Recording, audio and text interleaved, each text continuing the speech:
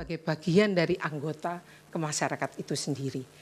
Nah, di dalam sejarah tersebut selalu ada ingatan, selalu ada kebiasaan, selalu ada nilai yang dipertaruhkan bersama, dan itu menjadi pengetahuan yang menjadi acuannya ketika dia bertindak. Seperti yang dikatakan oleh pihak terkait tadi, bahwa individu sudah memiliki predisposisi tentang Pak Prabowo sehingga memenangkan hal ini. Justru hal ini yang ingin saya juga terangkan, bahwa dalam proses berpikir itu enggak semata-mata sebab akibat, tetapi juga dia dibentuk oleh kebiasaan. Dan warga Indonesia kita tahu semua, Pak Prabowo juga tidak hadir begitu saja. Dia punya sejarah, 2 kali menjadi kandidat presiden, sekali menjadi kandidat wakil presiden, kemudian sekarang menjadi pemenang. Yang menarik adalah individu itu adalah individu yang cerdas. Rakyat itu cerdas. Cerdasnya di mana? Dia melihat, dia hidup di dalam sejarah kehadiran Pak Prabowo dalam panggung politik. Dan kita semua tahu apa sejarah tersebut. Dalam dua kali pemilihan sebelumnya, Pak Prabowo menunjukkan naluri berkuasa yang sangat agresif. Naluri tersebut tiba-tiba hilang begitu beliau kalah pada tahun 2019 dan masuk menjadi tim pemerintahannya Presiden Jokowi. Selama 5 tahun agresivitas itu seperti dijinakkan. Dan apa yang kita lihat kemudian, Pak Prabowo kehilangan agresivitas kekuasaan yang kita kenal sebelumnya. Tiba-tiba dia berasosiasi dengan ketokohan Pak Jokowi yang belusuan, yang kalem ini. Dan dalam akhir periode pemerintahan Pak Jokowi, beliau menyatakan akan meneruskan seluruh politik yang pernah dijalankan Pak Jokowi. Jadi kita melihat ada proses perubahan atau penjinaan dari agresivitas kekuasaan sebelumnya melalui keikutsertaan Pak Prabowo pada pemerintah ini. Tiba-tiba sejarah berevolusi dari agresif menjadi kalem.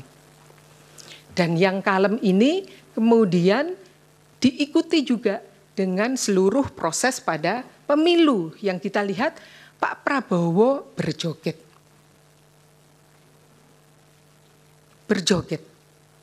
Bahkan ketika beliau diserang pada debat presiden pun, beliau tidak merespon secara agresif.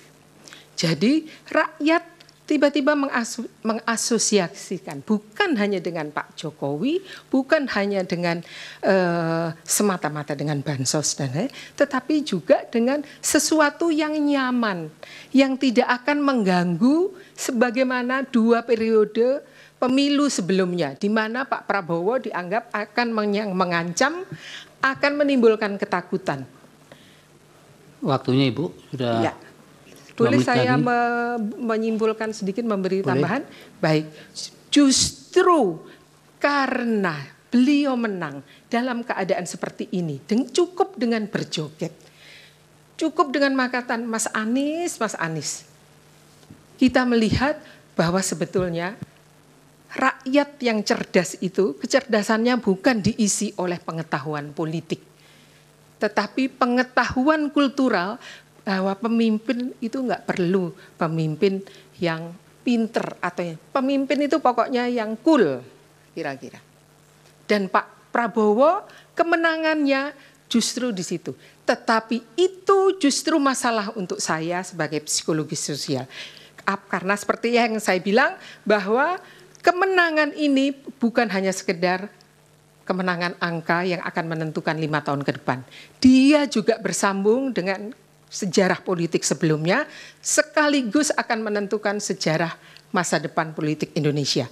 Karena kita tiba-tiba menerima kemenangan yang diperoleh bukan dari pengetahuan politik, bukan dari kebutuhan untuk meletakkan kedaulatan rakyat, sebagai sebuah rumus kemenangan yang nantinya akan dipraktekkan oleh kandidat-kandidat berikutnya. Baik, waktunya Terima sudah kasih. habis Ibu. Terima kasih. Silakan. Sudah boleh keluar. Baik. Terima kasih atas Pertanyaan saya keterangannya. belum dijawab. Terima Yang kasih. Mulia. Sudah dijawab secara umum tadi Bapak. Oh begitu kan? Ya. Yang mengenai konsep hukum KKN itu belum dijawab. Begini, Prof. Saya adalah psikolog sosial. Dan yang saya amati adalah apa yang ada yang kelihatannya formil di atas, ada hukum, regulasi, undang-undang, tapi bukan itu yang saya amati. Tapi apa efeknya itu, apa yang dimengerti oleh masyarakat, oleh individu. Ya, sudah cukup Ibu. Terima kasih. Terima kasih. Silakan. Terima kasih.